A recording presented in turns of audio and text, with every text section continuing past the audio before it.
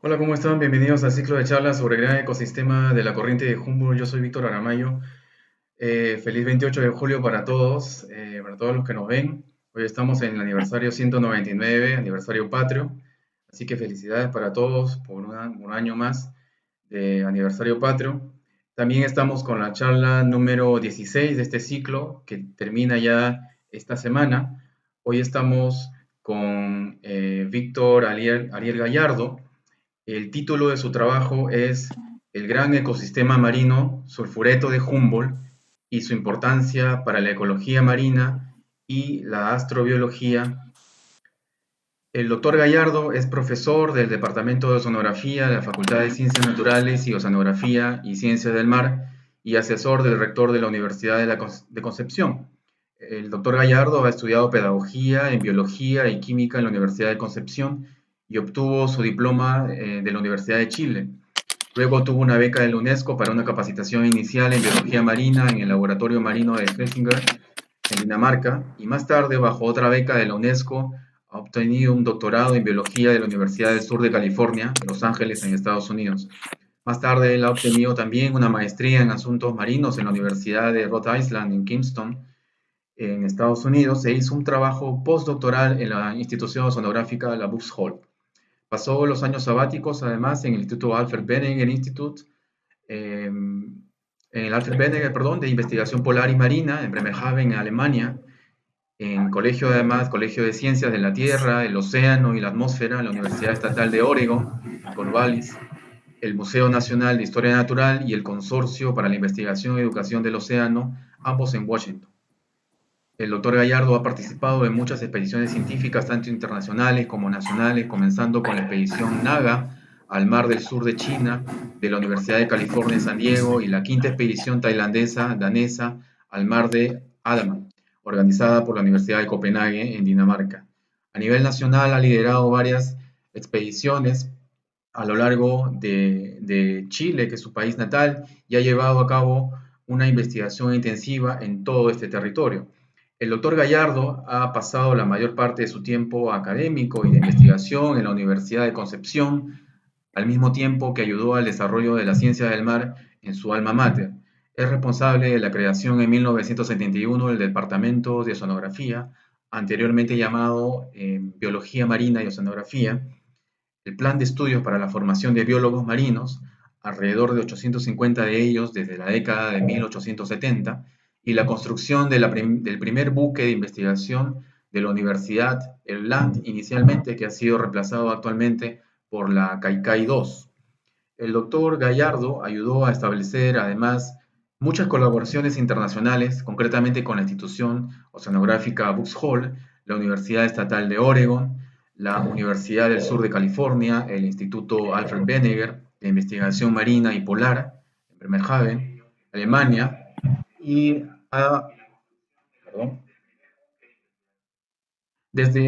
además ha intervenido permanentemente en la elaboración y programación de cruceros de investigación junto a otros institutos como el Vietnam, de la Universidad Nacional Oceánica de Taiwán, en Keelung, en Taiwán, y durante la mayor parte de la década pasada, el doctor Gallardo fue vicepresidente del Comité Científico del Programa de Censo de Vida Marina en de una década.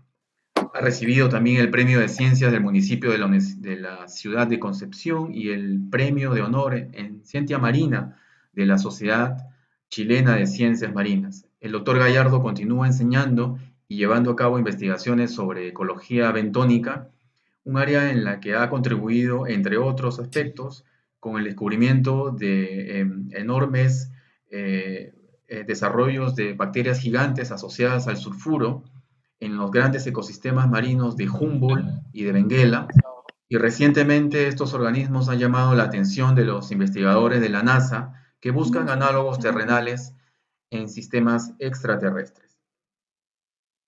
Bueno, ahora vamos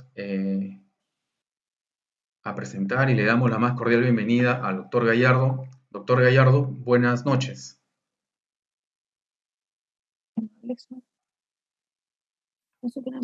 Doctor Gallardo, buenas noches. Sí, buenas noches. Tal vez la ¿Me cámara, escucha bien? sí, solamente la cámara parece estar, ahora sí, perfecto. Buenas noches. Estamos en el aniversario Hola, patrio y buenas justo hoy noches. ha coincidido con la charla programada. Bueno, le damos la más cordial bienvenida y muchas gracias por participar en este ciclo de charlas. ¿Cómo está? Muy bien, don Víctor, muy bien. Contento de poder participar en esta iniciativa y, por supuesto, lo felicito por el aniversario patrio. Un gran abrazo a todos mis colegas y amigos peruanos que tanto quiero y que conozco de tantos años. Muchas gracias. También estamos con Jorge Cardish, que es moderador de las charlas. Hola Jorge, ¿cómo estás? Buenas noches, Víctor, gracias. Muy buenas noches, doctor Gallardo. Un gusto tenerlo en este ciclo de charlas. Un gusto escucharlo justo en este día. Reconocía su trayectoria. eh, en, ha participado también en colaboración con bastantes investigadores peruanos. Varios de ellos están en IMARPE. Solamente para adicionar al público asistente, les indico de que pueden dejar sus preguntas en el portal de Facebook, en la página de la Facultad de Ciencias Biológicas de San Marcos, y se las procederemos a leer al final a nuestro expositor. Muchas gracias, doctor Gallardo. De nuevo, un gusto tenerlo acá con nosotros. El gusto es mío, muchas gracias. Entonces, doctor Gallardo, empezamos con la presentación. Bueno. Bien, el título, como lo ven, es el sulfureto de Humboldt y su relevancia para la astrobiología. Este es un tema que ha surgido a lo largo del tiempo sin haberlo esperado nunca cuando comenzamos con este trabajo en el norte de Chile, justo cuando volví de Dinamarca en el año 61, me encontré con mis colegas preparando una expedición al norte, justamente a estudiar, recabar más información sobre la corriente de Gunther, y ya se había notado que ese fenómeno tenía alguna relevancia en la pesquería y entonces, bueno, empezamos a conocer este tema. En el trabajo de Gunther del año 1936 hay varias figuras que indican en la zona, los cortes verticales ahí que se presentan precisamente, no sale la información relativa al oxígeno disuelto, pero solamente el de salinidad, pero se ve claramente de que hay una masa de agua cuya salinidad incluso no correspondería a lo que fuera una situación normal. Aquí hay una masa de agua que tiene características diferentes a las de más superficie y las más profundas. Y si cambiamos las cifras de salinidad por oxígeno, estaría indicando que esta zona tiene menos oxígeno. Yo no me explico por qué en el trabajo de Gunther de 1936, donde se informaba sobre estas investigaciones a bordo del buque científico Research Vessel de William Scoresby de Inglaterra, eh, ¿por qué no se presentaron los gráficos relacionados con el oxígeno disuelto cuando en la misma publicación se menciona que tuvieron todos los instrumentos, todos los reactivos y todo el laboratorio dispuesto para hacer las mediciones, las titulaciones de oxígeno, pero no hay ninguna figura ni dato preciso sobre oxígeno? Yo incluso tenía intenciones de escribir a colegas en Inglaterra y ver si los datos se han publicado en alguna otra parte y no nos ha llegado. la noticia o cómo obtener esa información, porque es realmente histórica, y no solamente histórica, sino de importancia científica. La frase clave respecto al tema está en la página 194, donde habla de que hay una corriente que corre hacia el sur entre las aguas subantárticas y las aguas intermedias antárticas, y que corre hacia el sur, o sea, contrario a las corrientes superficiales y más profundas, y cuya característica principal es la pobreza de oxígeno disuelto. Pero como digo, en el informe de Gunther no hay ninguna figura ni tampoco datos sobre el tema del oxígeno. Pero nosotros, yo, como digo, venía llegando de vuelta de Dinamarca, becado por la UNESCO, donde practiqué las técnicas para el estudio del fondos marinos de las comunidades bentónicas, en aquel momento el máximo exponente de esa disciplina, el profesor Gunnar Thorsson, en Dinamarca. Y una de las cosas que él me dijo, cuando vuelvan a Chile, trate de estudiar las comunidades bentónicas de invertebrados, ¿no es cierto?, bentónicos, frente a sus costas, porque no tenemos ninguna información. Así que venía preparado yo para ello y me encontré con mis colegas Héctor Inostroza, Lisandro Chuecas, que estaban en el recién creado departamento de hidrobiología, que tenía una sección de biología marina, de oceanografía, física y química, patrocinados por fondos de la UNESCO en ese momento, que lo mismo que me financiaron mi estadía en Dinamarca. Ellos cuando volví, estaban organizando participar en la segunda expedición Mar Chile 2. Hubo una serie de expediciones Mar Chile en esos años. La primera había ocurrido 2 años antes en la zona centro-sur, y esta estaba destinada a la zona norte. Aquí están los transectos, 5 transectas están dibujadas aquí, espero que se vean bien. Y yo me sumé al esfuerzo utilizando la draga y rastras la draga que ya había traído de Dinamarca, y después rastras que se construyeron en Concepción. Así que me sumé al programa y zarpamos y cumplimos esta expedición entre el 12 y el 30 de julio. Aquí estamos también cumpliendo un aniversario, 58 años. Justamente este mes estamos cumpliendo 58 años de aquella expedición.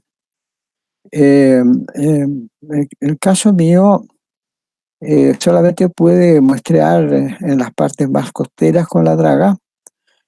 Usamos el buque, el escampavías Yelcho, que no tenía realmente muy buenas facilidades en ese momento para hacer estudios oceanográficos. En realidad se trabajó con más pachorra que instrumental. Pero logré sacar alrededor de 60, no recuerdo, 60 muestras bentónicas cuantitativas con la draga de 0,1 metro cuadrado de captura de fondo. Y por supuesto los colegas Inostroza y Chuecas, Inostroza hizo mediciones de corrientes.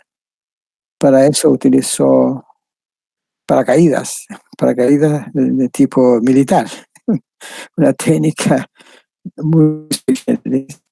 Y bueno, colegas Chuecas obtuvo muestras con botellas Nansen, termómetros y todo eso. Yo afortunadamente, como digo, pude sacar muestras en las zonas más costeras, las estaciones más costeras, y la gran sorpresa, por supuesto, fue que no habían animales prácticamente. O sea, toda mi preparación para trabajar en comunidades animales del Bentos no me servía en este caso, porque de las 51 muestras cuantitativas que fueron tomadas entre 50 y 282 metros de profundidad, solo pude rescatar 34 especímenes de 51 muestras, o sea, de más de 500 kilos de material. Eh, Entonces me encontré con esa pobreza de fauna inesperada totalmente. Y en cambio aparece esta masa filamentosa de filamentos blancos, poquititos sucios con el fango que salió. Y esta es una muestra tomada con la rastra. De la draga prácticamente salió muy poco material. Incluso es posible que a las profundidades que tomé las muestras, a lo mejor no había tanta biomasa. Pero una vez lavado este material, eh, quedaban estos filamentos que, bueno, a bordo ya los marineros les pusieron que eran espagueti o algo así, fideos blancos, y que en ese momento pensamos que eran cianobacterias. Después es un tema que quiero aclarar más adelante. El trabajo, entonces, yo publiqué un trabajo sobre los resultados principalmente de la fauna en un volumen de la Guyana del año 63. Respecto a los filamentos, traté de obtener alguna precisión respecto de lo que era. Mandé una muestra a Francia a un experto en cianobacterias, porque es lo que pensábamos que podrían ser bacterias, cianobacterias. Y él confirmó en ese momento que podrían ser cianobacterias, pero creo que la muestra le llegó no en muy buen estado a Francia. Entonces pasó bastante tiempo antes que eh, pudiera acercarme más a lo que eran. Y finalmente publiqué un trabajo en la revista Nature del 77, donde ya se hablaba de que era una bacteria sulfurosa del género Thioploca. Ahí me ayudó un colega alemán nacionalizado norteamericano, Siegfried Mayer, y con él publicamos después dos especies nuevas, Thioploca araucae y Thioploca aquilea. Hoy día la taxonomía ha cambiado un poco, pero no voy a entrar en ese momento, en eso en este momento. Esa fue la primera entonces experiencia que tuve con un sistema que era totalmente inesperado, que no había prácticamente ningún antecedente previo. Aunque al preparar el manuscrito para la revista Nature, investigué, estaba en Estados Unidos en ese tiempo. Yo viajé al 73, un poco antes del famoso 11 de septiembre, me fui a Estados Unidos y estuve 3 años allá, y ahí hice investigaciones, logré producir el manuscrito que finalmente se publicó en Nature. Y ahí sí, en la biblioteca de biología que tenían en Woods Hole, encontré información de que posiblemente este material había sido también encontrado en Sudáfrica. Y posteriormente yo mismo fui a Sudáfrica más adelante y pude confirmar la presencia de este mismo tipo de organismos allá.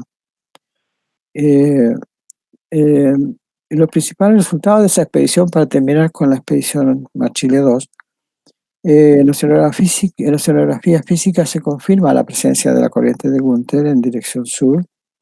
Eso se hizo, como digo, mediante paracaídas de tipo paracaídas militares, que se le colocaba un peso, se dejaba caer a ciertas profundidades y se le seguía la pista a través de que estaban amarrados a un flotador en la superficie.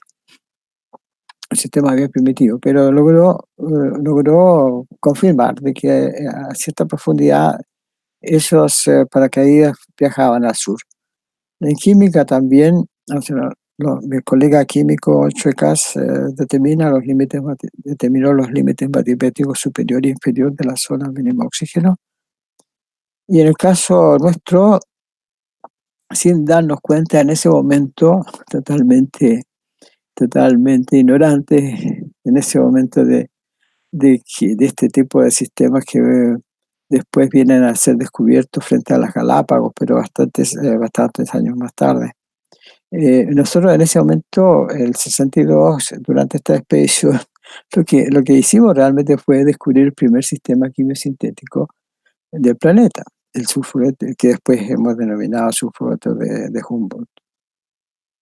Eh, Ahora, también el término sulfureto de Humboldt lo hemos aplicado al sistema más adelante, viendo que en la literatura existía ya una definición para este tipo de situación, que justamente eh, considera la presencia de procesos geoquímicos que están participando diferentes tipos de compuestos sulfurados. El primero que utilizó el término fue Vance Becking para la situación en ecología de lagos. Morgan Lucky lo aplicó para estuarios y finalmente nosotros con el colega Chop, que es un micropaleontólogo de la Universidad de California en Los Ángeles, un famoso micropaleontólogo. Realmente ha sido un gran logro para nosotros poder establecer contacto con él.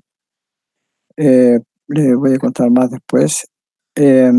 Chop lo utilizó justamente ya en un trabajo en colaboración con nosotros, ambientes marinos y fósiles. O sea, nosotros empezamos a usarlo en ambientes marinos el año siguiente, que Chop ya lo aplicó en esta publicación conjunta el año 2012. Entonces, el paper del profesor Chop aquí del 2012 está acá y aquí estamos como coautores. Esta situación con el profesor Chop fue sumamente interesante porque yo, después de mucho indagar y cambiar prácticamente de tema, toda mi formación había sido zoológica y mi trabajo lo hice sobre la fauna bentónica. Mi trabajo doctoral, mi tesis doctoral la hice en la Universidad de California del Sur sobre un intenso muestreo de la fauna bentónica de una bahía en ese momento en Vietnam del Sur, un poco antes un poquito antes de la guerra. Estuve muestreando una bahía y todo mi trabajo fue sobre animales. Entonces, mi cambio a trabajar en bacterias fue un cambio grande, pero no eran bacterias tradicionales, eran bacterias gigantes, que justamente se podía recuperar en los mismos tipos de sedazos finos que usábamos para obtener la infauna bentónica. Y cuando empecé a estudiar la literatura, a informarme más, yo esperé durante varios años, esperé que alguien se interesara en esto, di charlas en algunas partes, y que alguien se interesara, que estuviera formado en el campo de la microbiología, pero realmente no hubo interesado hasta que tuve que dejar de lado todo el trabajo de infauna animal. Estuve trabajando en la Antártica, hice trabajos en las Shetland del Sur. Todo eso tuve que dejarlo abandonado para tomar la investigación de estas bacterias que cada vez me interesaban más también. El profesor Chop, en esas lecturas encontré que el profesor Chop era uno de los pioneros sobre bacterias filamentosas como estas que mostré en la foto, que son muy diferentes a las bacterias que normalmente trabaja un microbiólogo o bacteriólogo. Son bacterias gigantes, incluso durante mucho tiempo se consideraron algas cianofíseas. Así es que, y aparentemente los reales microbiólogos tampoco se han interesado mucho hasta ahora, que recién empieza una generación nueva a trabajar en estas bacterias. Me informé a través de las lecturas de la literatura. Me preocupaba saber, bueno, quién trabajaba en estas bacterias. Encontré que el profesor Chop era uno de los pioneros. Y en realidad sus profesores en la Universidad de California y otros lugares donde estudió fueron realmente los primeros que encontraron fósiles de este tipo de bacterias filamentosas. Y Chop fue el que después buscó en todas partes del mundo en los lugares donde hay rocas muy antiguas y encontró bacterias del Precámbrico de diferentes edades, incluyendo el arcaico, o sea, más de 3.500 millones de años atrás.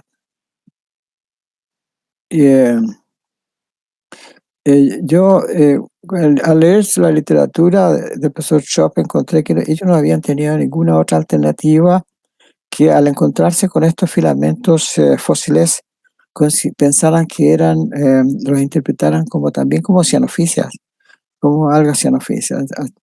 Entonces ahí encontré yo la posibilidad de contribuir a este tema y me contacté con el profesor Schoff, le envié fotos y le expliqué dónde estábamos colectando este material y él tuvo que simplemente modificar su interpretación, que antes, al pensar de que eran cianobacterias, porque la morfología es muy similar a cianobacterias, a un tipo de cianobacterias, él presumía entonces que la Tierra había tenido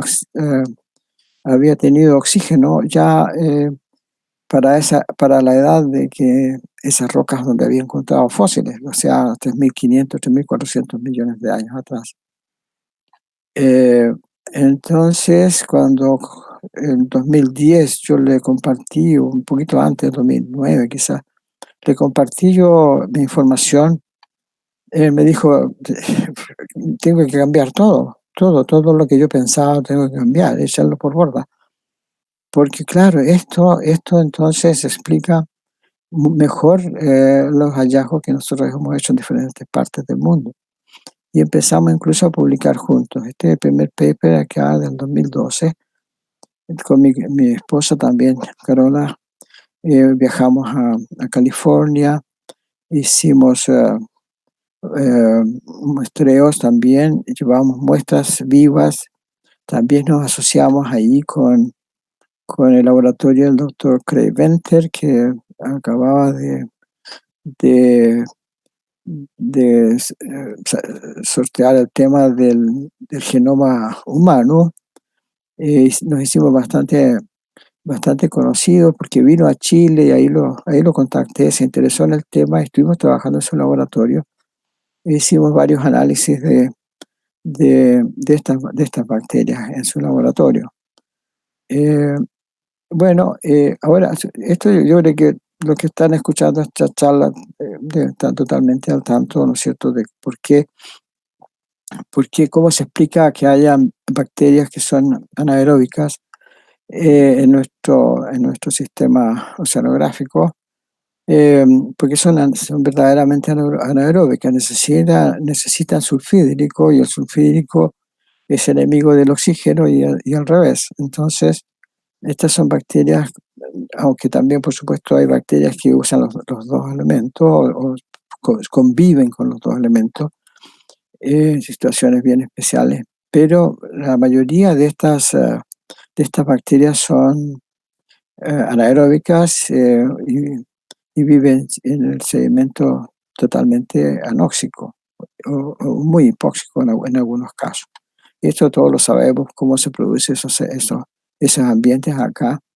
Y en el fondo son ambientes que reflejan las condiciones que hubo en el planeta antes de 2.500 millones de años atrás.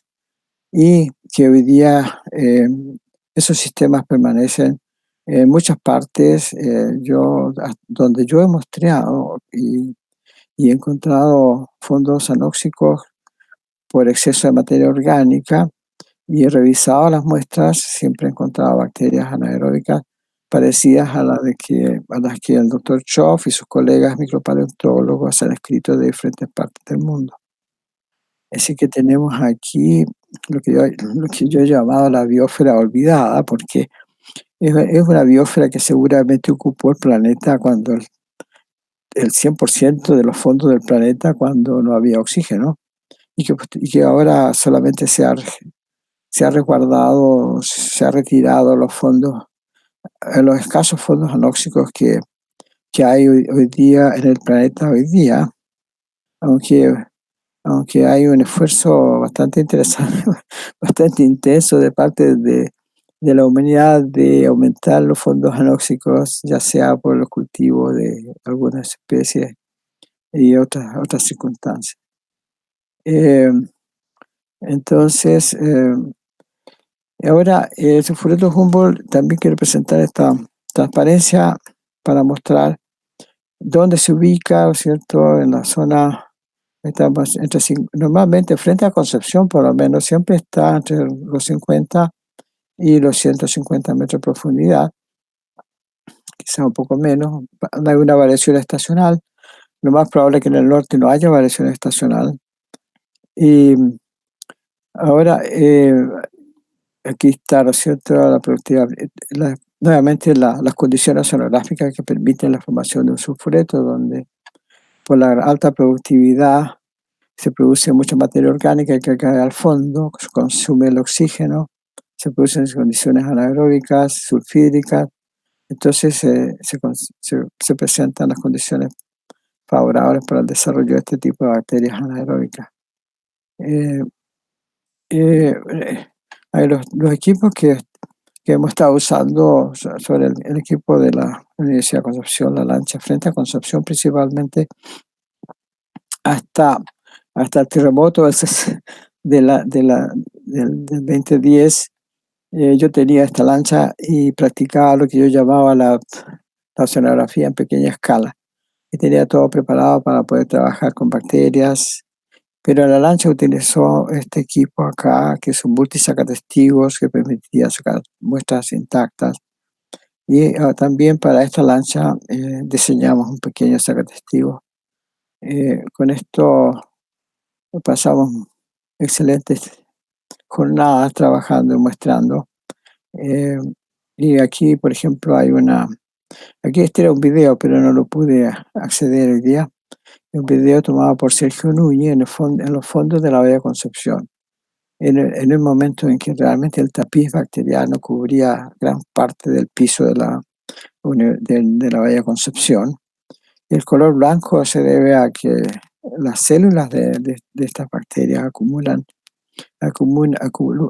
gránulos de azufre que se ven blancos con la luz, pero debajo de esta capa, si uno rompe un poco el fondo, se encuentra que debajo está totalmente negro, con sulfuro de fierro, seguramente manganeso y otros sulfuros de color negro, y por supuesto con una olor a sulfídrico bastante fuerte.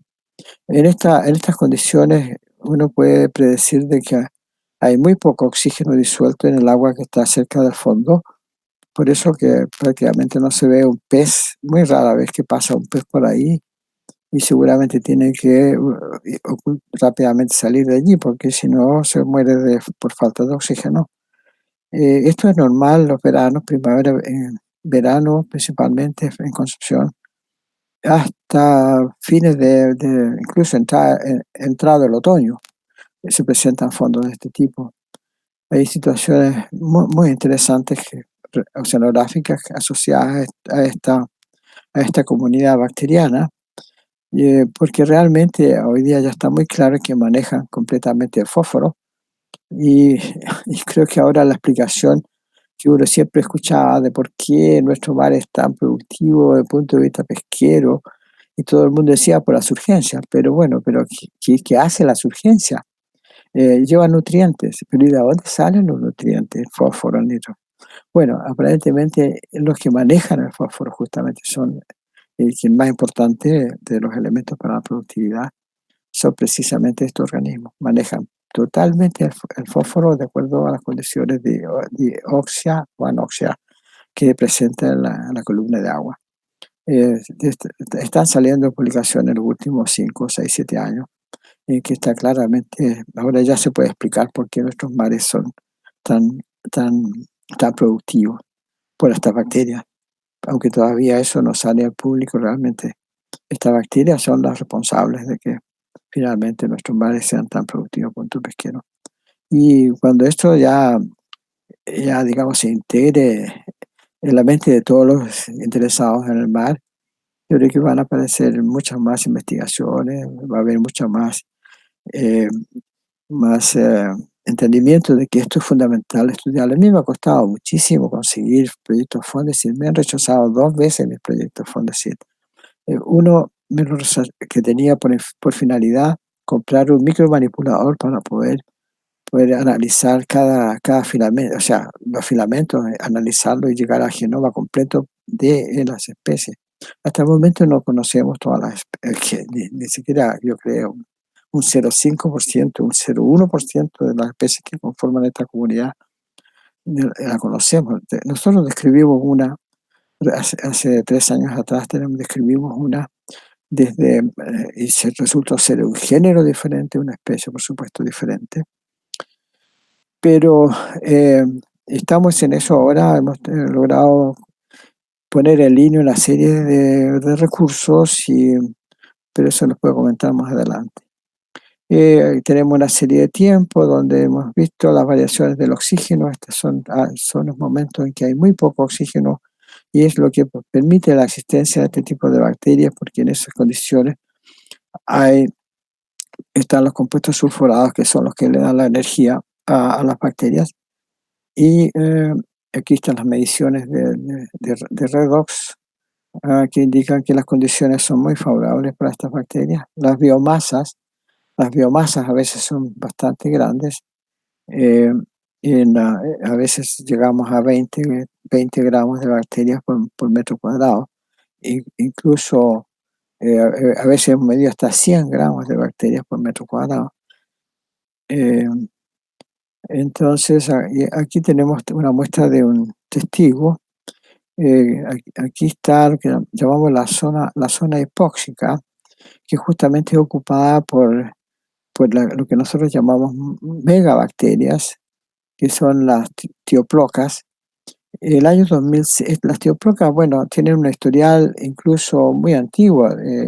Las primeras bacterias de este tipo se encontraron en aguas termales en antigua Suiza, que hoy día es Francia, y que dio origen a la famosa bellatoa, que hoy día prácticamente nadie sabe ya quién es la bellatoa, porque es una mezcla completa, que necesitan el sulfídrico acá abajo, pero también necesitan acá el oxígeno. Y últimamente hay otros descubrimientos interesantes de organismos que usan la misma estrategia. Pero además hay en estas partes más negras bacterias, y muchas bacterias, son condiciones muy diversas que viven exclusivamente del sulfuro.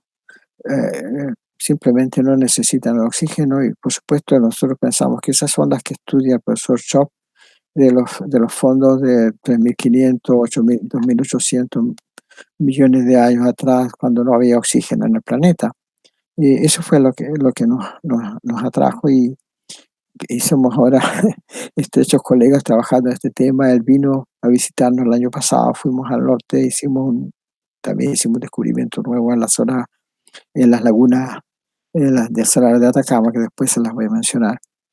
Pero aquí tenemos entonces megabacterias que llamamos nosotros, que son estos filamentos largos, grandes, y las macrobacterias, que son filamentos más pequeños, que incluso creo que como un décimo del tamaño de las megas. Es otra nomenclatura. Los microbiólogos tienen su propia nomenclatura.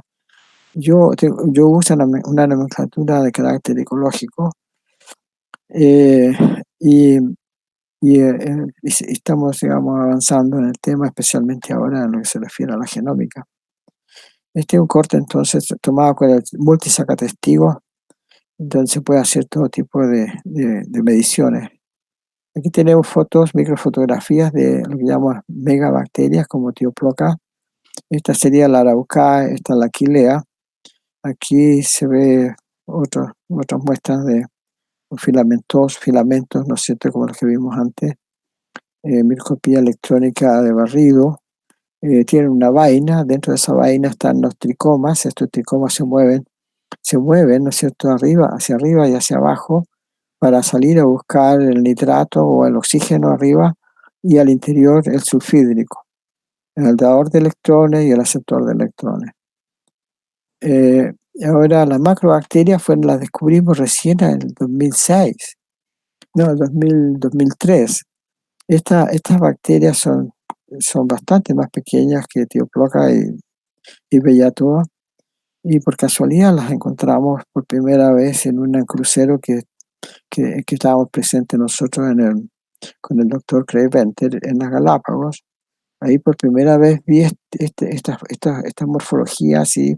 De inmediato volví a Concepción y muestreamos el 2003 también, no, el 2004, y encontramos realmente una riqueza de este tipo de bacterias que tampoco los microbiólogos las habían visto. Yo siempre les hago la broma cuando hago presentaciones y hay microbiólogos, siempre digo, los microbiólogos no la vieron porque eran muy grandes. Entonces, en realidad son grandes, a veces yo he estudiado poliquetos que son pequeños como que tan pequeños como esto. Entre paréntesis, cuando trabajé en mi tesis doctoral en Vietnam, ese fue el principal grupo que trabajé, de los poliquetos, y ahí describí 34 nuevas especies. Bueno, pero por eso, en realidad, por eso tenía el ojo para encontrar estas cosas, porque un microbiólogo anda buscando cositas, por ejemplo, que pudieran tener este tipo de tamaño, un tamaño así. Eso es típico para un microbiólogo. Y por supuesto no se va a interesar en la morfología, porque son bacilos no tienen nombres, 3 o 4 nombres para ese tipo. Pero este es otro tipo de bacteria. Incluso este tipo de bacteria está hoy día en la literatura y hay grupos grandísimos trabajando en ellos porque se ha encontrado que son cables eléctricos. Ellos, los que han encontrado, ellos en los sedimentos de Europa, se comunican entre una parte anóxica y la parte óxica. Entonces mueven los electrones, por ejemplo, del sulfídrico a través del cable hasta donde está el oxígeno para entregarlo y producir agua. Entonces, ese es un tema de los últimos 10 años. Mi colega Alexis Fonseca, que trabajó conmigo todos estos años, hizo su tesis conmigo, después hizo un máster en Concepción, y ahora conseguimos que le dieran una beca Chile, se ganó una beca Chile, y los colegas daneses con quien trabajamos antes en Concepción le abrieron un cupo para hacer un doctorado. Está en este momento haciendo un doctorado en Orhus y trabajando específicamente en este tipo de bacterias. Hay cosas interesantísimas que está haciendo en estos días. Recién estoy en contacto con él todos los días y la cosa está avanzando muy bien. Pero este es el tipo de macrobacterias que habían pasado inadvertidas. Yo después descubrí que el colega danés había visto este mismo tipo de bacterias, a ver, cuando en 2007 creo, por ahí, no recuerdo ahora bien. Bueno, ahora que uno puede prácticamente bajar cualquier publicación que se le ocurra o necesite, porque a través de internet es increíble. Cuando nosotros comenzamos a trabajar en estas cosas, había un teléfono prácticamente para toda la universidad. Había escribir una carta para conseguir algo afuera, se demoraban 2 o 3 meses. Y hoy día encontrar lo que uno quiera con el toque de una tecla es increíble. Y así que he encontrado información de que un colega danés había visto estas bacterias, pero no le había dado mayor importancia.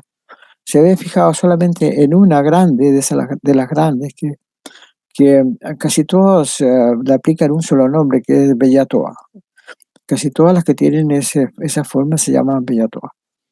Pero ese es realmente un saco como le llaman, saco de tones, porque ahí hay de todo. Y hay que hacer los genomas, que es un tremendo trabajo de genómica que hacer con este material. Así que la mayoría de estas yo pienso que son desconocidas y son nuevas especies. Van a resultar siendo nuevas especies. Nosotros tenemos en este minuto 40 de estas especies aisladas. Y hoy día conversaba con mi colega Fonseca, me dice que ya 10 de ellas se le hizo el genoma completo. en Dinamarca, y faltarían alrededor de 30 más que están por hacerse. Ahí vamos a tener material para que gente pueda hacer su doctorado. Espero que interesemos a más personas, y a ver si les podemos conseguir becas para ir a diferentes lugares a hacer su doctorado. En este momento firmamos nuevamente con la Universidad de Concepción y el Instituto de Clay Venter en California un memo of understanding para intercambiar conocimientos, prácticas, etc. Así que a través de ese mecanismo es posible que podamos hincarle el diente a esta biota que es increíble que estemos tan pobres. Pero yo creo que viene el verano, viene la primavera para este material muy, muy pronto. Y tenemos otros ejemplos. Aquí hay algunos que tienen azufre, tienen fosfatos, gránulos de fosfato, de fósforo, fosfato, qué sé yo, el compuesto. Aquí ya hay una grande, esta es la que nosotros llamamos anaconda, porque es muy larga y muy grande, pero no es vacuolada. Las megabacterias, como Tioproca o Bellatoa, tienen una gran vacuola al interior, y sus mecanismos sus estrategias para vivir son extraordinarias. Por ejemplo, ellas migran a la superficie, y ahí capturan el nitrato y después migran hacia el fondo y obtienen el sulfídrico. Son muy, muy avanzadas en cuanto a su estrategia, y por supuesto, si es que son las fósiles que encuentra el profesor Chop de 3.500 millones de años, han tenido bastante tiempo para afinar estrategias de vida, y de ahí después vamos a ver el nexo que hay con la astrobiología. Aquí tenemos otras no, vamos para otro lado. Bueno, la conexión con la astrobiología. Bueno, entre los objetivos de la astrobiología está explicar cómo surge y evoluciona la vida temprana en nuestro planeta, y también otro tema importante: ¿hubo o hay vida en otros cuerpos celestes, en Marte, por ejemplo? Nosotros, respecto a la primera pregunta, el enfoque geológico, hay dos enfoques que vemos nosotros: el geológico y el micropaleontológico. La literatura, en el primer caso, hemos estado comparando nosotros. Bueno, en primer lugar, aquí hay bacterias. El trabajo de los micropaleontólogos es un trabajo antes decíamos de chino, pero hoy día no se puede decir esas cosas. Pero es un trabajo muy, muy arduo de hacer cortes de las rocas y encontrar y ir conformando los cortes de manera de completar un filamento como este, por ejemplo. Estos son cortes que al comienzo se aplicaron el conocimiento que había en ese momento, y se pensaban de que eran cianobacterias. Entonces, aquí tenemos, lo que nosotros hicimos fue comparar morfologías de bacterias colectadas en Concepción, frente a Concepción, la Bahía de Concepción, sobre la plataforma continental de Concepción, y lo que hay en la literatura. Y por ejemplo, encontramos que este procarionte filamentoso fósil, que justamente fue trabajado por el profesor Chop, de 3.500 millones gigaños de antigüedad, podría asimilarse a lo que nosotros le ponemos sobrenombre de anaconda, porque es muy característica. Esta es una macrobacteria, no es una megabacteria. Esta tiene alrededor de 10 micrones de diámetro. Una megabacteria tiene 30, 40, 50 micrones de diámetro. Entonces esa es la diferencia entre mega y macrobacteria. Esa es una nomenclatura que nosotros hemos inventado. Aquí hay dos comparaciones nuevamente. Esto ya cuando nosotros ya nos plegamos a trabajar juntos con el colega Chop y otros colegas micropaleontólogos que trabajan con él. Aquí, por ejemplo, están estos fósiles sin septos, no se notan los septos. Aquí también, estas son bacterias colectadas en la Bahía de Concepción. que son también, no tienen septos visibles. Y este es el tipo de morfología que se ha encontrado que moviliza electrones a lo largo de su cuerpo eh, y en el fondo, se están llamando bacterias cable. La literatura hoy día hay mucha literatura hoy, grupos en Dinamarca, grupos en Francia y en Holanda que están trabajando, grupos grandes, o sea, cada publicación tiene a veces 10 11, 12 autores, porque se aplican muchas técnicas para conocer lo que son y lo que hacen y cómo funcionan, cómo viven. Estas son típicas, yo podría decir de que también, bueno, en realidad lo hemos confirmado, tenemos cables eléctricos, bacterias cables eléctricos en los sedimentos del sulfureto de Humboldt. Eso ya lo tenemos confirmado, aunque la fisiología aparentemente es diferente a la que tienen esas cables que se descubrieron por primera vez o sea, que se identificaron por primera vez en Dinamarca. Aquí, por ejemplo, estas son megabacterias. Aquí tenemos fósiles, entre paréntesis, los micropaleontólogos las han descrito con nombres de género y específicos. Y nosotros también, también tienen nombres genéricos y específicos. Este nombre ha cambiado. Ahora hay una colega que hizo un doctorado en Alemania y le llama, le ha colocado otro nombre, tiene otro nombre ya. Eh, y aquí entonces tienen nombres, si son fósiles y tienen nombres propios si son vivientes actualmente. Estos son, aquí estos son 10 micrones, o sea, este tiene como 20 micrones de diámetro. Aquí están 10 micrones también, alrededor de 15 quizás micrones de diámetro. Son tan amplias y tan anchas porque tienen gran parte de la célula está constituida por una vacúola, que es la que lleva al oxidante, el nitrato. El nitrato lo llevan ahí para oxidar el sulfídico en la parte interior del sedimento. O sea, son móviles también, son multicelulares, son móviles. Entonces hay de estas bacterias, mira, 2450 gigaños, un fósil de esa edad, y están hoy día también acá en la Villa Concepción. Uno al trabajar con estas cosas logra un cuadro sobre la vida, sobre el significado de la vida, sobre qué somos nosotros, la especie humana, comparado con estas especies que han vivido miles de millones de años.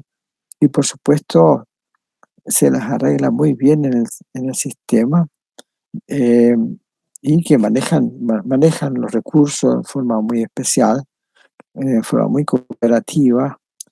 Y posiblemente ahí viene ya después la visión astrobiológica. Aquí nuevamente está también una Calyptotrix geminata de 0,9 gigaños y es muy parecida a la megabacteria Tioprocaraucae. Si comparamos vemos la relación de diámetro y longitud de las células de fósiles y vivientes, las curvas son prácticamente se sobreponen. O sea, no hay por donde que estemos hablando de diferentes cosas, prácticamente son lo mismo.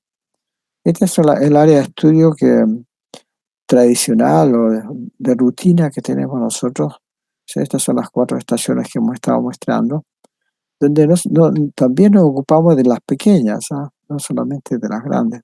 Pero últimamente hemos puesto mucha más atención en las gigantes, en las multicelulares gigantescas, justamente por el hecho de que ellas pueden atestiguar mucho mejor si, por ejemplo, se hayan desarrollado, por ejemplo, en otro planeta como Marte.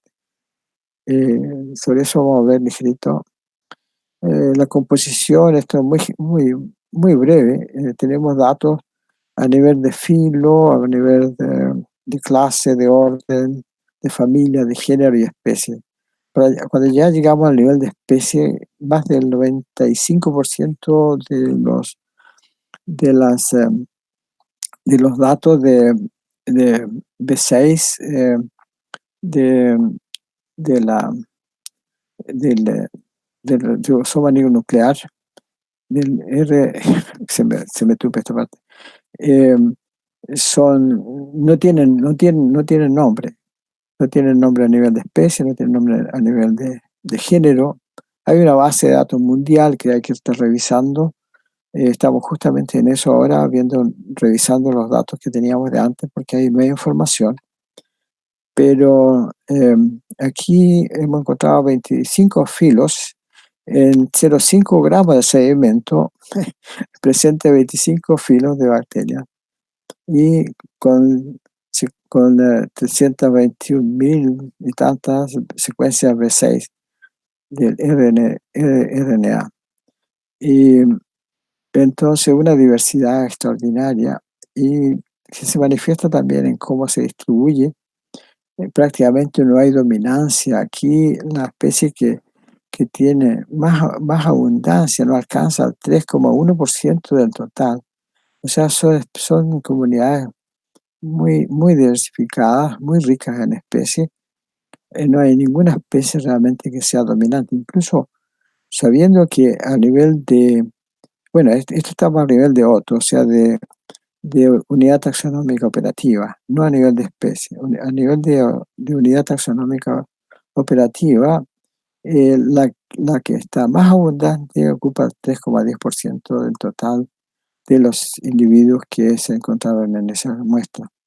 Y las diferentes estaciones muestran prácticamente lo mismo. Es un trabajo que está publicado. Ahora, pasando a la astrobiología, los objetivos de la astrobiología más importantes son el estudio del desarrollo de la vida en el planeta Tierra y su potencial presencia más allá de la Tierra. Ahora, ¿cómo entran nuestras bacterias ahí? Lo que vamos a ver. Las publicaciones claves en relación al origen y evolución de la vida en la Tierra y en relación a la búsqueda de vida más allá de la Tierra como Marte. Estas son las publicaciones claves que tenemos que mirar cuando ya empezamos a ver la importancia o la trascendencia de estas bacterias para la astrobiología en cuanto a sus dos principales objetivos. En relación al origen y evolución de la vida en la Tierra, el profesor Schoff publicó este trabajo en 2017. Esto ya justamente después que él ya asimiló toda la información que nosotros habíamos colectado a través de varios años y sin haber tenido mayor eco de parte de la comunidad microbiológica, porque, bueno, como digo, ellos trabajan con microbios pequeñitos y no ha habido mucho eco ahí entre los microbiólogos tradicionales. Pero eso Chop sí tomó esto muy en serio y ha trabajado con esta información. Entonces, él ya asume que estas bacterias son las mismas que él que ha estudiado como fósiles. Como fósiles y de tiempos tan antiguos como 3.400 millones de años. O sea, quizás 900 millones de años después que surge la vida en el planeta. Aquí tenemos, y su potencial ahora con respecto a más allá de la Tierra, aquí ya estamos llegando al final, porque me parece que ya ha sido suficiente para ustedes esta perorata. Tenemos que la potencial presencia de esta bacteria más allá de la Tierra.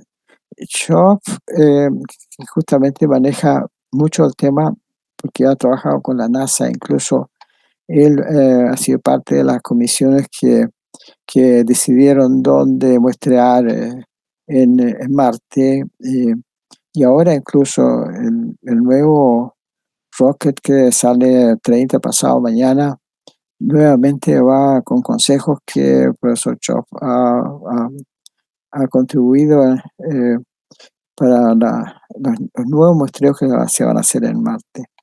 Él ha visto, por ejemplo, que este tipo aparte de conocer las bacterias que viven hoy día, que viven hoy día, el tipo de bacterias filamentosas que hemos estado viendo, ese mismo tipo de bacterias él las ha encontrado en cristales de yeso, gypsum en inglés, gypsum. Y entonces él dice, gypsum es uno de las piedras, de las rocas más comunes en algunos lugares del planeta Marte, y por lo tanto su consejo ha sido que se vaya a los lugares donde hubo antes una laguna o lago que, que seguramente tenía sal y finalmente terminó evaporándose, y en esos cristales que se formaron finalmente pudieron haber quedado incluidos filamentos microbianos. Entonces propuso de que los muestreos se hagan en esos lugares. El nuevo rover que lleva el, el equipo que manda a Estados Unidos pasado mañana a Marte justamente va a ir a muestrear a un fondo del lago que se llama Jezero. Y ahí se va a sacar testigos justamente de donde va a cruzarse con este tipo de material, siguiendo, como digo, los consejos que entre otras personas, me imagino, pero el profesor Cho participó en esto, porque si hubiese habido vida en esos lugares, podrían estar los fósiles en esos lugares, en esas rocas. Entonces, ese es un trabajo, incluso aquí vamos nosotros como coautores, aunque nuestra participación en la parte técnica fue simplemente aportar con el tipo de bacterias que posiblemente podría haberse formado también en Marte. Ahí, bueno, queda la pregunta, y yo no sé, cuando uno ve la cantidad de recursos que están invirtiendo para este tipo de investigaciones, es probable que, la, que se tenga un convencimiento de que realmente se puede encontrar vida en Marte. Y hay uno que se hace la pregunta, si se encuentra vida allá, se podrá saber y parecida a la que hay acá. Pues quedaría la pregunta, ¿quién fue primero? Si fue acá y de aquí se fueron a Marte a través de meteoritos, o de Marte se vinieron acá. Y al final todos acá nosotros somos marcianos. Esas son cosas que hay que esperar que pase toda esta actividad que este mes está involucrando a los árabes, está involucrando a los chinos, y pasado mañana aparte el equipo norteamericano. Los europeos tuvieron problemas, así que van a tener que lanzar su equipo dentro de 26 meses más, cuando se aproxima nuevamente Marte a la Tierra. Entonces aquí nosotros estamos, por supuesto, muy expectantes, aunque no se va a saber hasta que se estudien las rocas que se van a dejar, los cortes de roca que se van a dejar allí, esperando hasta que otro sistema los vaya a recoger y después se hagan los estudios, quizás en 3, 4, 5 años más. Pero es una cosa interesante esperar. Las conclusiones. Y aquí voy a agregar algo que no he mencionado. La cordillera del norte de Chile y sus límpidos cielos ya son famosos mundialmente por su valor para la astronomía, incluyendo la astrobiología, programas relacionados con la posibilidad de vida en el sistema solar. Igualmente, el sulfureto de Humboldt en el Pacífico suroriental tiene el potencial de lograr una importancia muy similar en relación con la investigación del origen de la vida y su evolución, no solo en la Tierra, sino que posiblemente también en relación a su búsqueda en el planeta Marte. Y aquí agrego una primicia, que son cosas que se han desarrollado en las últimas semanas. Nuestros trabajos más recientes de estos últimos meses indican un rol extraordinariamente importante en estas mismas materias para las lagunas de los salares y sus relictos sistemas anaeróbicos, los sulfuretos.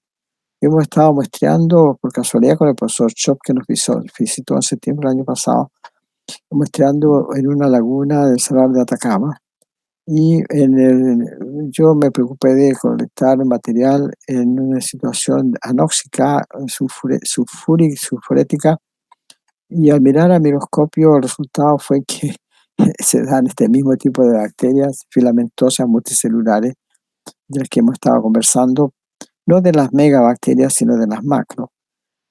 Y recientemente, solamente eh, en los últimos días, un colega que vive en la zona del norte me colectó material en otras lagunas a más altura. Las que yo estudié primero son de 3.000 metros de altura, pero él me consiguió muestras en lagunas de 4.300 metros de altura. Y hemos terminado ayer nomás de sacar las fotos, de obtener las fotos de esas bacterias. Igual, están ahí, filamentosas, multicelulares, que muy activas, todavía muy activas, y de diferentes morfologías. Así que eh, quiero terminar diciendo que realmente ya estoy convencido de que la vida que cubrió el planeta probablemente hasta los 2.200, 2.300 millones de años, eh, fue este tipo de bacterias que cubrió todo el planeta cuando no había oxígeno, y hoy día se refugia en los lugares donde no hay oxígeno. Y por eso se encuentran donde uno busque y haya sulfídrico, hídrico, más o menos de forma predecible, ahí van a estar estas mismas bacterias. Incluso hoy día recibí unas fotos de mi alumno que está en Dinamarca y que estuvo muestreando en un fiordo y encontró bacterias similares a las nuestras allá también, y que los mismos colegas que han estado trabajando ahí no habían visto, bueno, porque estaban centrados en otro problema. Así que con eso termino y le doy las muchas gracias por la invitación. Y si tienen alguna pregunta, podríamos tratar de contestarla. Doctor Gallardo, muchas gracias por la charla. Efectivamente, hay preguntas que están apareciendo acá en Facebook. Hay primero bastantes felicitaciones, saludos también, personas que debe conocer. Ojalá también hagan alguna pregunta y las pueda recordar. Le paso a Sí, leer la primera. A ver, es de Paul Baltasar, el profesor Paul Baltasar. Un saludo, profesor. Él dice, estimado doctor, el sulfuro en las profundidades estarían acondicionando la diversidad de especies y que exista en mayor abundancia Teoploca. ¿Estas especies tendrían alguna utilidad de uso? sí, justamente yo pienso que una de las áreas de investigación que deberían desarrollarse ya con la información que hay, yo pienso que se podría interesar a inversionistas, porque lo más probable es que tengan muchas aplicaciones biotecnológicas. Nosotros hicimos solamente un experimento a través de un proyecto Fondesit. Enviamos muestras, en realidad vino el mismo científico canadiense a buscarlas, y él hizo un estudio sobre Teoploca y encontró una molécula que era activa contra tumores de cáncer. Y ese fue un solo ejemplo y un solo esfuerzo que se ha hecho hasta la fecha. Pero yo creo que ahí hay un tesoro enorme, un potencial enorme. Son vidas que se ha desarrollado en los últimos 3.500 millones de años. Entonces, debe haber mucho, mucho potencial biotecnológico implicado allí y hay que descubrirlo.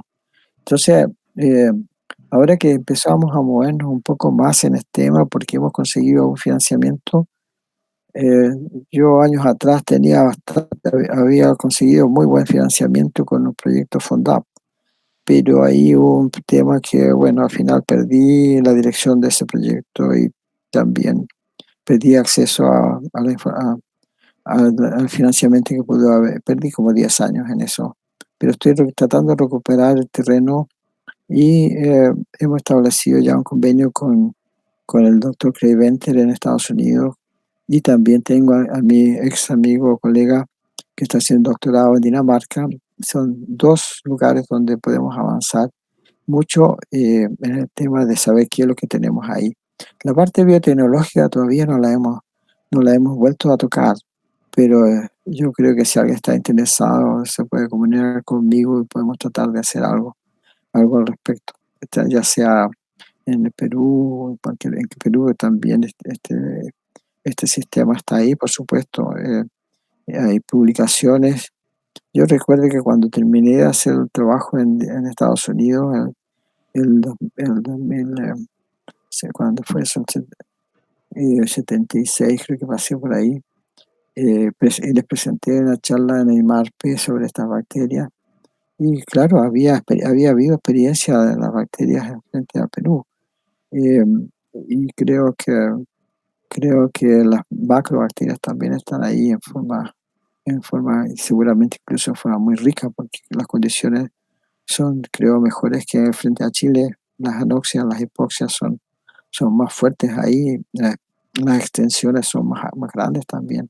Así que yo pienso que aplicaciones como, por ejemplo, de esas bacterias que viven en los salares en las lagunas saladas del Alto Andino, que están siendo prácticamente destruidas por la explotación del litio. Yo pienso que es muy mal negocio porque seguramente hay mucho más beneficios económicos potenciales en la parte biotecnológica que en la parte química inorgánica, sí, del litio. Aparte de que las baterías del litio son carísimas desde el punto de vista ambiental. Así que son alternativas que nosotros tenemos que sopesar. Muchas gracias, doctor, por tan interesante temática a la que nos está introduciendo. La siguiente pregunta es de Andrea Collantes. Ella dice, buenas noches. En astrobiología trabajamos con el concepto de análogos astrobiológicos como lugares de condiciones similares a otros planetas o lunas. Pero es interesante pensar en el sulfurato de Humboldt no como un lugar, sino como un sistema análogo a condiciones marcianas fósiles y también a su potencial como búsqueda de vida bajo los mares de las lunas heladas Encelados, Europa o Titán. Bueno, era más un comentario. Sí, exactamente, estoy totalmente de acuerdo. Sí, estoy totalmente de acuerdo con lo que plantea la colega, y yo ya estoy convencido de que donde quiera que haya sulfídrico lo vamos a encontrar. También hay otros ambientes, pero no estoy tan familiarizado con ellos. Pero yo digo, donde haya sulfídrico, sea en el planeta, satélite que sea, yo creo que vamos a encontrar vida.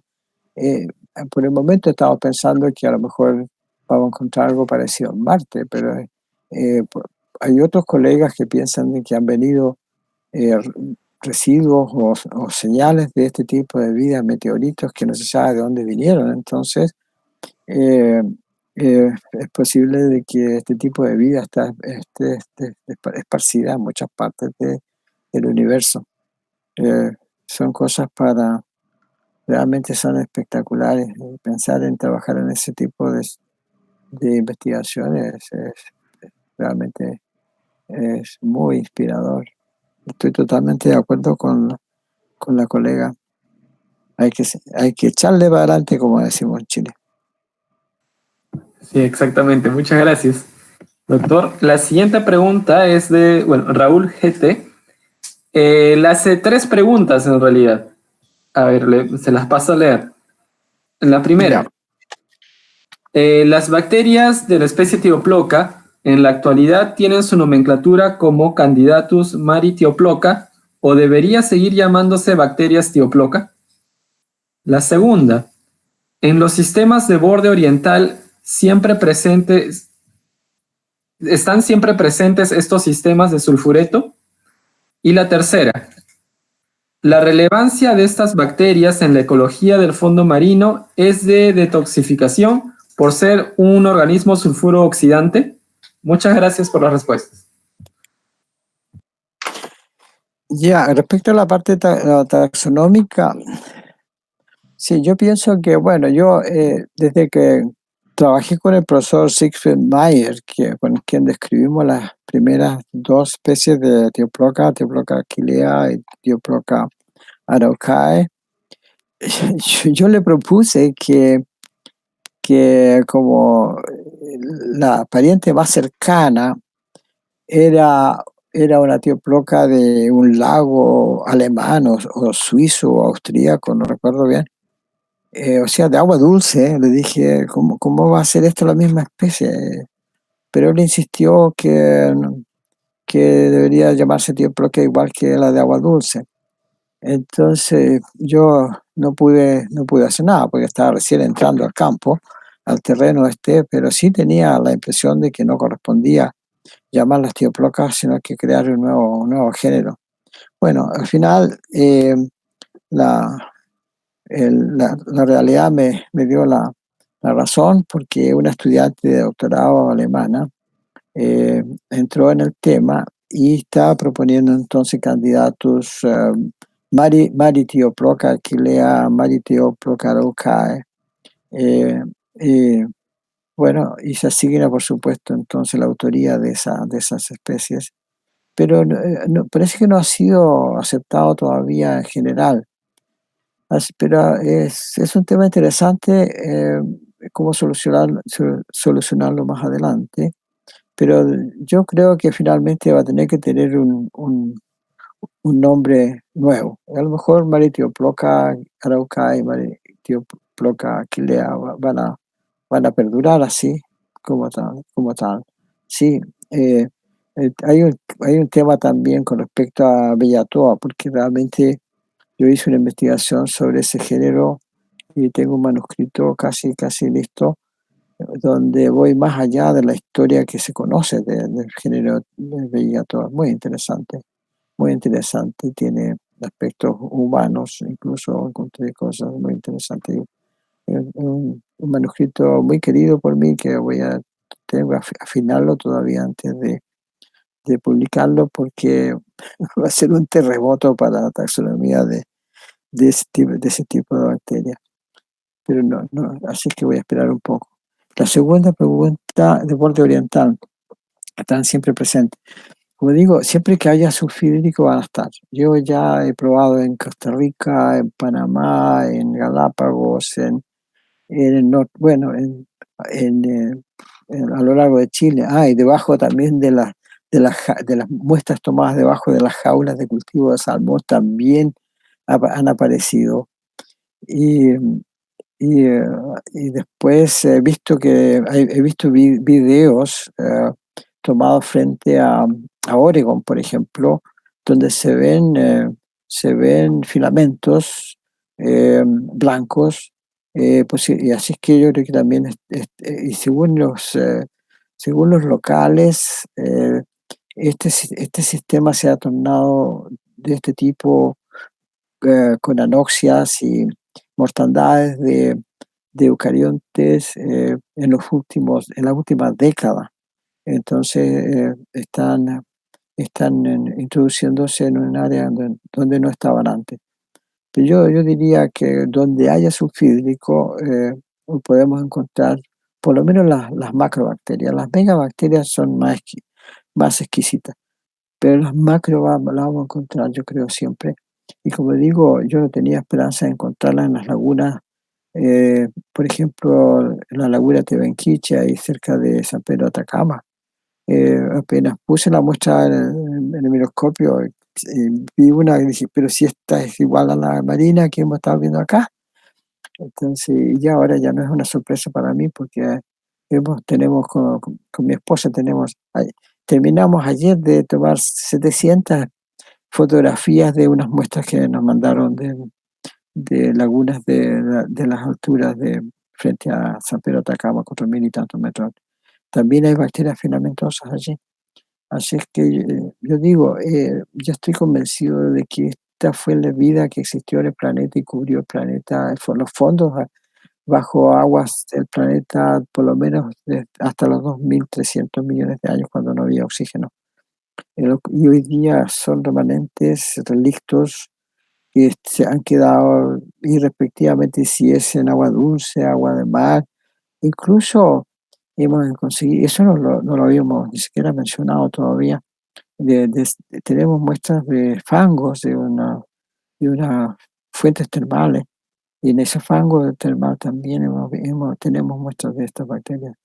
Así que yo, como digo, es la biota que tuvo el planeta, el único biota que tuvo el planeta seguramente durante 2000 años, 2000 millones de años, y que hoy día está todavía relicta en todas las partes donde haya subhídrico en forma más o menos segura, aunque sea pequeño. Por ejemplo, en trópico, en Vietnam estuve una vez muestreando ahora hace pocos años atrás, y muestré debajo de las raíces de pastos marinos.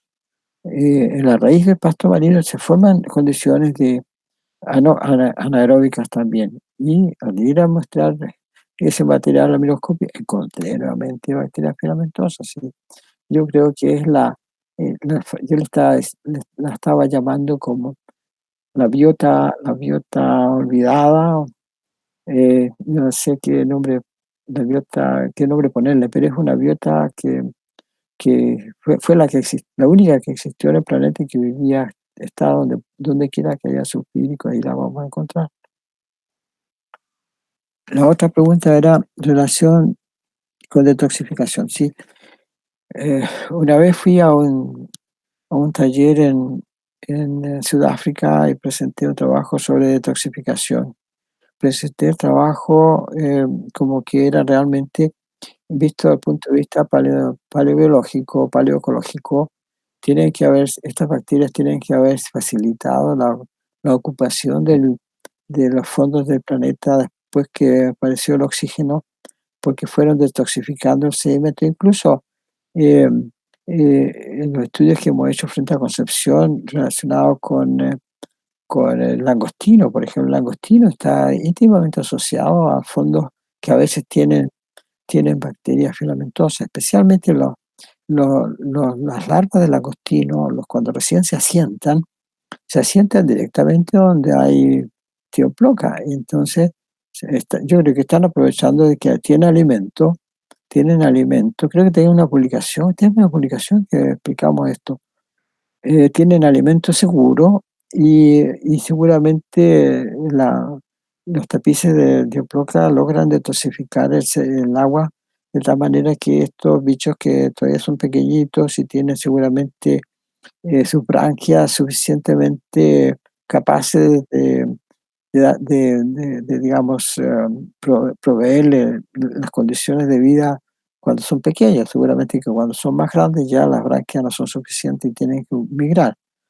Pero me parece que son como una cuna para ellos cuando son recién asentados, el asentarse donde hay tioploca, porque hay alimento y están protegidos también de la predación. Creo que tenemos algo mencionado en una publicación al respecto.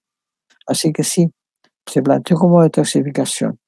Y de veras que también tenía un manuscrito que mandé al respecto.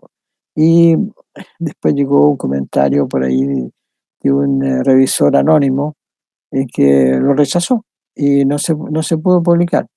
Y posteriormente en un artículo por allí internacional vi una frase casi exacta de mi manuscrito, pero sin mencionar al autor ni nada, de que estas bacterias detoxificaban el sedimento y permitían el asentamiento de invertebrados en su etapa temprana. Así que se da de todo en este mundo.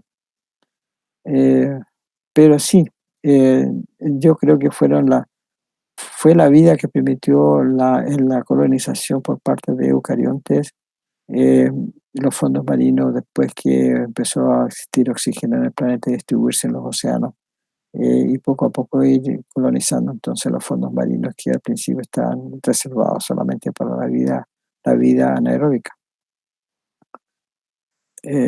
Sí, así que ahí contesté creo las 3 preguntas. Muchas gracias por las preguntas. Muy buenas todas. Exactamente, muchas gracias, doctor. Muy buenas las preguntas, excelentes las respuestas, muchas gracias. La siguiente pregunta es de Edgar Flores. Un saludo, Edgar. Él dice, Actualmente se están estudiando muchos genomas de ambientes extremos con la idea de tener candidatos potenciales como vida en otros planetas. Por ejemplo, organismos que soporten altas concentraciones de perclorato de sodio y un pH básico, condiciones del suelo marciano. Desde su expertise, ¿cuáles serían estos ambientes extremos además de los ambientes sulfúricos? Ahí sí que me declaro yo incapaz de contestar a esa pregunta. Pero sí voy a hacer un comentario sobre eso de los ambientes extremos, porque yo pienso que soy enemigo del término extremófilo, porque es muy antropocéntrico. Eh, en realidad, nosotros somos los extremófilos que podemos vivir con oxígeno, que es terriblemente peligroso. Y, y creo que nunca vamos a poder vivir, los que vivimos del oxígeno, vamos a poder subsistir en el planeta o cualquier planeta, más allá de algunos quizás cientos o miles de años, pero millones de años, miles de millones de años nunca. Esa sería mi reacción, pero lo lamento mucho, pero no, más allá no puedo ir. Muchas gracias, profesor. La siguiente pregunta es de Luis Cuipuscoa Holguín, colega y amigo de IMARPE. Él dice, en nuestros muestreos frente a Callao encontramos sedimentos altamente reducidos, en unas épocas con grandes tapices de bacterias gigantes, megabacterias, pero en otras sin esos tapices. En cualquiera de estas dos formas es posible que siempre existan las macrobacterias, puesto que están más relacionadas con el sedimento un poco más interno o profundo. Saludos. Sí, gracias, muchas gracias. Sí, exactamente, esa es es la descripción exacta de lo que pasa frente a Concepción. Es exactamente lo mismo y es un solo sistema, por eso que el término sulfureto les calza muy bien, porque es lo mismo, ya sea en el Perú o hay mini sulfuretos también, mini sulfuretos, hay mega sulfuretos como el de Humboldt, pero después hay micro y seguramente de cualquier cantidad de tamaño, digamos. Así es que pasa exactamente lo mismo. Y bueno, y eso tiene también su repercusión en lo que se refiere a la productividad primaria del sistema. O sea, volvemos al tema de qué es lo que hace tan rico, tan productivo nuestro océano, qué es lo que lo hace tan productivo. Es justamente, pero ahora está claro que son estas bacterias las que manejan el fósforo. El fósforo justamente lo lanzan cuando hay hipoxia y por supuesto estimulan la productividad primaria. Y no es porque, no es, cuando se preguntaba antes, ¿por qué es tan productivo? Porque hay mucho fitoplancton. Pero el fitoplancton necesita fósforo, nitrógeno, y justamente entonces ahí cuando entran a participar las bacterias. Pero usted mira cualquier libro de oceanografía y ninguna parte va a decir en este momento todavía que la productividad va a depender del trabajo de estas bacterias. Eso todavía está por ser escrito y por ser aceptado en la comunidad científica. Pero la observación que hace el colega calza perfectamente con lo que observamos frente a las costas aquí de Chile Central. Muchas gracias, profesor. Muchas gracias a ustedes. Hay una pregunta más, es de Lander Merma. Buenas noches, Lander. Dice, si es necesario que exista un gradiente redox en los sedimentos superficiales para que se desarrollen estos mats de macrobacterias, o pueden también desarrollarse en condiciones euxínicas con sedimentos muy reducidos con flujos positivos de sulfuros. Bueno, justamente la euxinia es uno de los capítulos de todo el proceso de trabajo de la fisiología o del comportamiento de estas bacterias.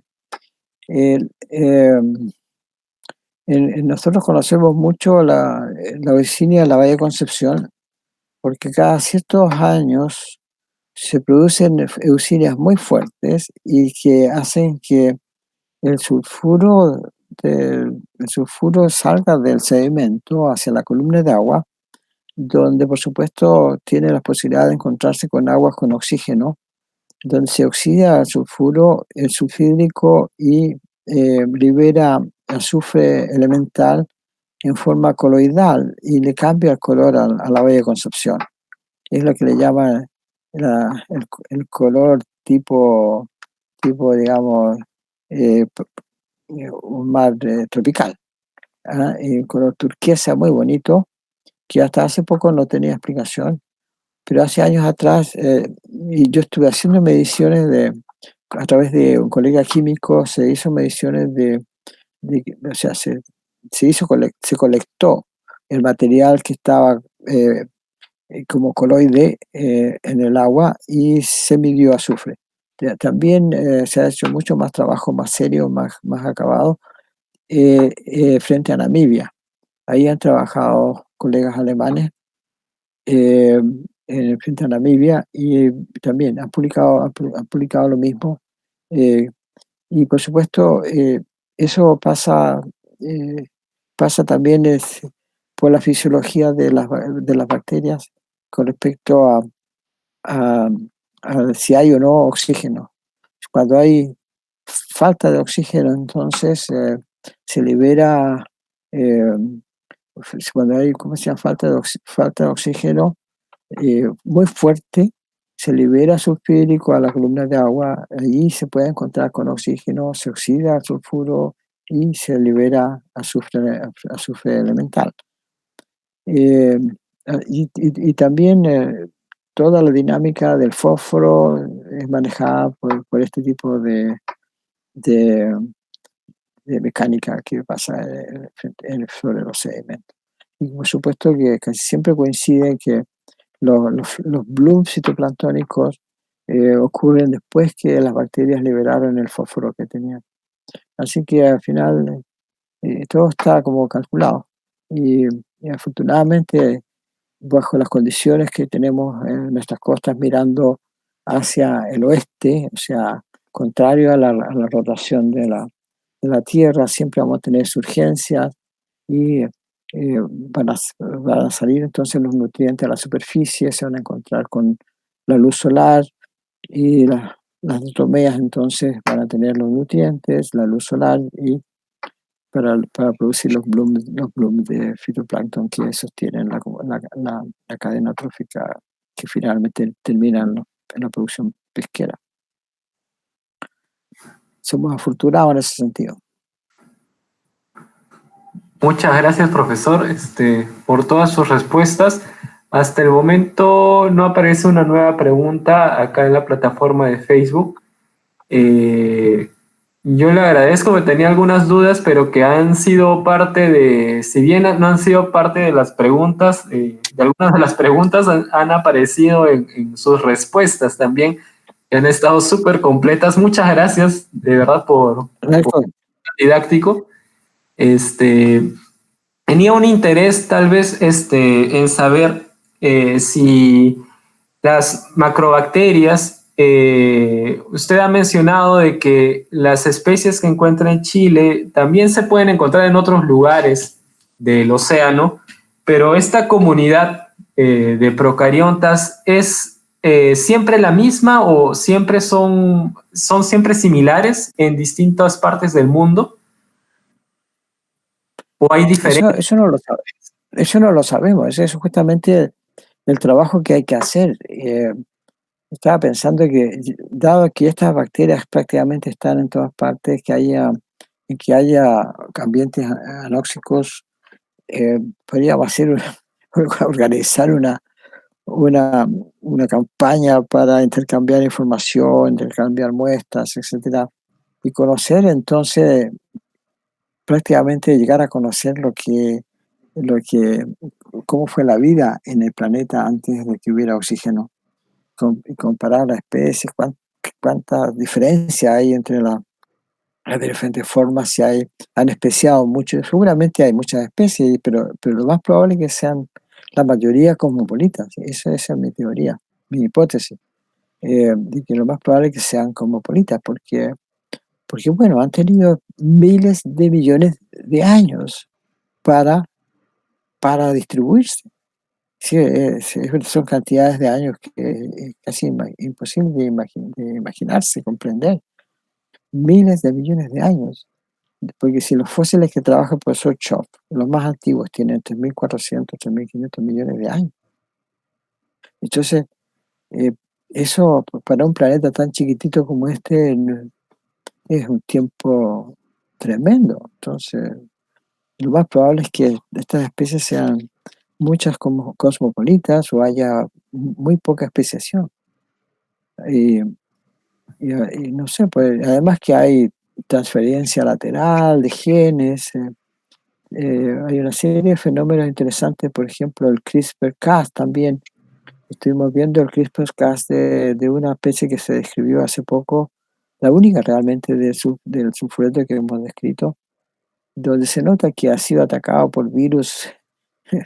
Tuvo una cantidad enorme de ataques de virus que han dejado su huella en el genoma. Entonces, da para mucho el estudio de estas bacterias. O sea, va a dar una visión de la vida en el planeta muy diferente a la que está dominada por los eucariontes. Yo siempre digo, la ciencia está muy eucarioticéntrica, eucarioticéntrica, y no, hay que cambiar, hay que balancear por lo menos eso con más interés en los procariontes. Aparte de que no he mencionado tampoco que donde hay donde están estas comunidades de bacterias, también hay muchos protistas.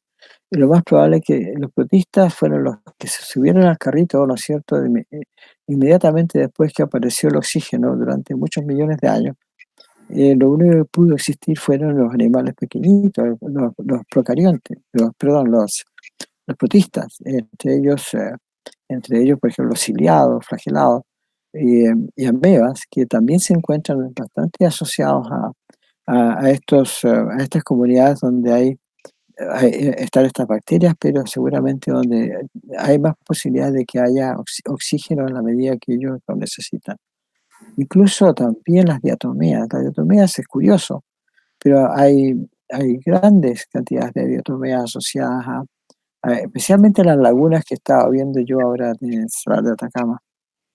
Y curiosamente hay un colega norteamericano que él insiste que ha visto diatomeas en meteoritos. Hay una charla por ahí de él, se llama Hoover, Richard Hoover. Él tiene una charla interesante que podrían mirar, escuchar, donde habla de lo que se ha encontrado, según él, en un meteorito. Y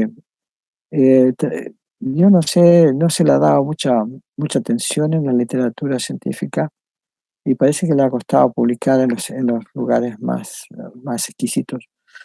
Pero vale la pena seguir en la pista a sus observaciones porque es una persona brillante, sus conocimientos son muy amplios.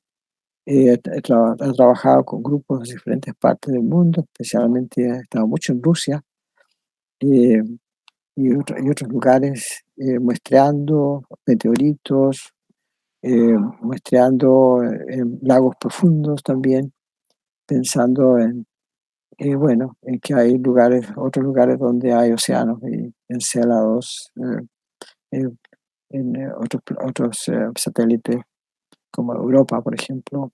Entonces, eh, este es un campo, yo diría todavía de muchas posibilidades y donde convendría organizarse para avanzar y apoyarse mutuamente.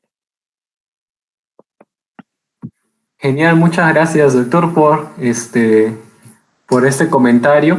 En verdad, yo no tenía conocimiento de que era un campo en el que falta aún bastante por hacer.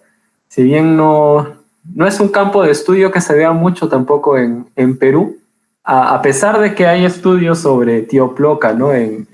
Sobre la distribución espaciotemporal de los MATS de estas macrobacterias, eh, a este nivel de estudio no se ha llegado, pero es interesante saber de que no se ha llegado a nivel global y que hay mucho que entender sobre esta comunidad.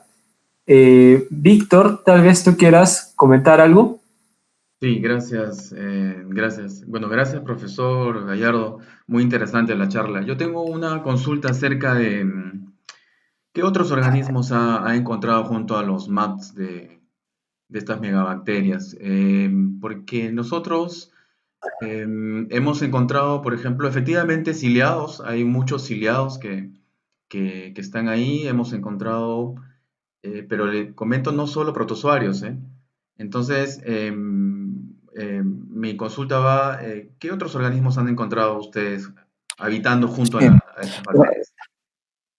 sí, sí, muy buena la pregunta, porque realmente se me estaba quedando en el tintero mencionar que también hay hongos no muy abundantes, eh, a veces también aparecen foraminíferos, diatomeas, por supuesto, ya lo mencioné, diatomeas, muy abundantes en las lagunas andinas, principalmente.